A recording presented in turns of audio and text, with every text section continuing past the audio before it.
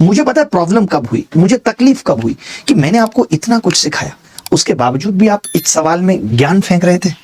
मैंने खुद आपको कह के भेजा था कि बेटा जब भी एवरेज का सवाल आएगा तो बस ऑप्शन में यूनिट डिजिट देखना।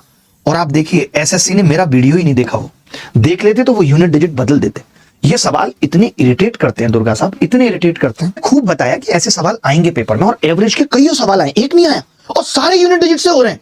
मैं तो कहता हूं चलो 4 आ जाते, 5 आ जाते, उसमें 1 हो रहा हो तो 2 हो रहा हो तो मैं तब भी मान लूं, लेकिन सारे यूनिट डिजिट से हो रहे हैं। आप बताओ 12 संख्याओं का औसत, ध्यान से सुनना भाई, देखो 12 संख्याओं का औसत यानी 12 संख्याओं का सम कितना हो गया? 6 दूनी 12, आपने कहा 2 होगा यूनिट डिजिट, 2 होगा, 2 होगा यूनिट डिजिट या नहीं, बोलो 2। आपने कहा मैंने जब 2 संख्याएं हटा दी, यानी आपने -2 हटा दी और -4 हटा दी, चलेगा।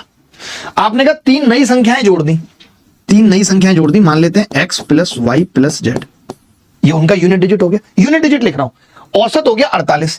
आप बताओ संख्या कितनी हो गई? दुर्गा जी आप ही बताओ, 12 संख्या थी, 2 हटाई, बची कितनी? 10, 3 और ले आई, कितनी हो गई? 13। 13 संख्याओं का औसत, 13 संख्याओं का औसत कितना है? 48। तो सम का यूनिट डिजिट कितना होगा? 8 × 24 यानी 4। ये भी मैंने यूनिट डिजिट लिखा है, सब कुछ मैंने क्या लिखा है? यूनिट डिजिट लिखा है।